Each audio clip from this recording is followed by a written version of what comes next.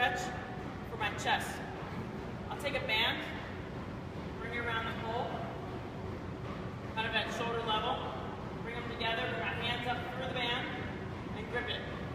So what I can do is I can then turn out sort of at a 45-degree angle and lean forward.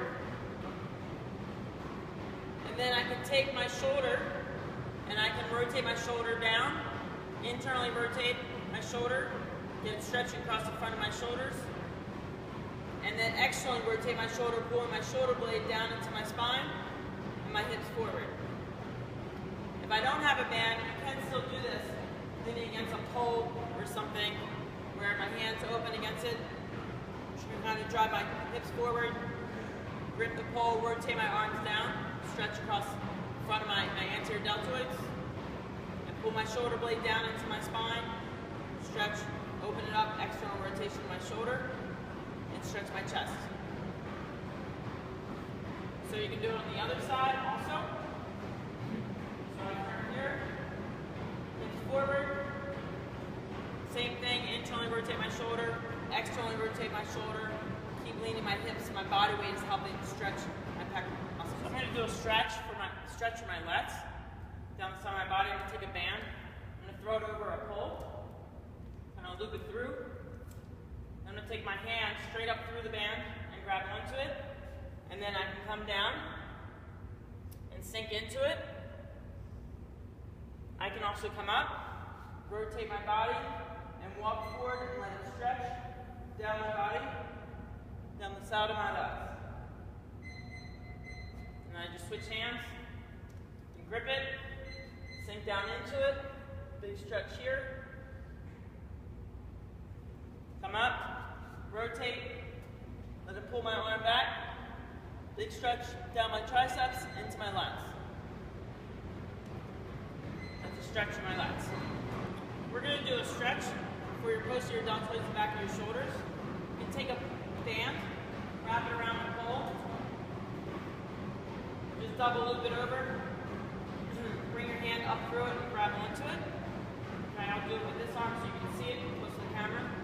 So when we stretch, right, you can lean out and you can stretch your chest here, but then you can also turn in and pull it across and lean your hips out to the side, stretching the back of your shoulder.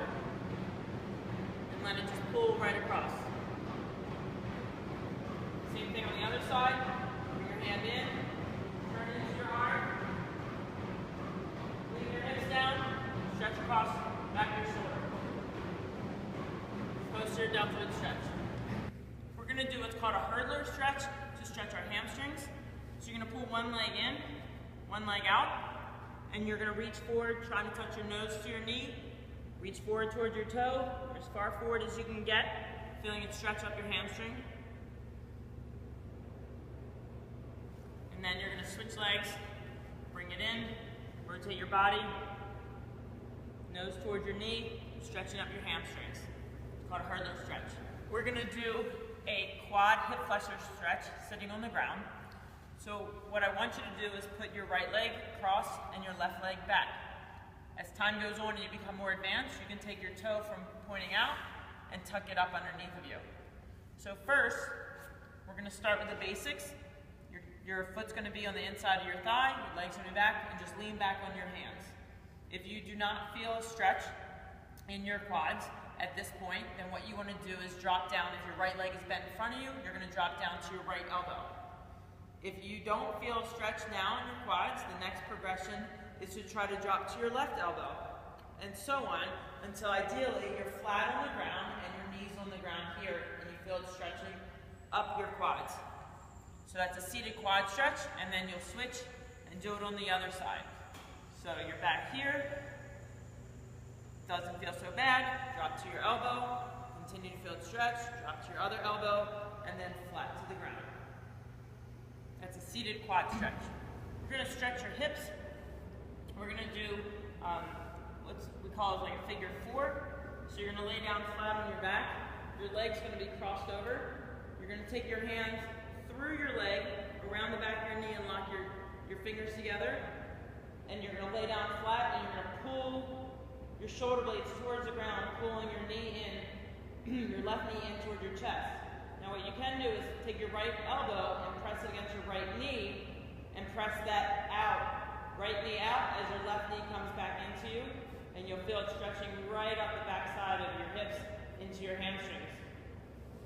So we cross legs, do the other side, arms through, lock your fingers, pull your leg in, pull your shoulder blades back, and then take your elbow and press out on your knee.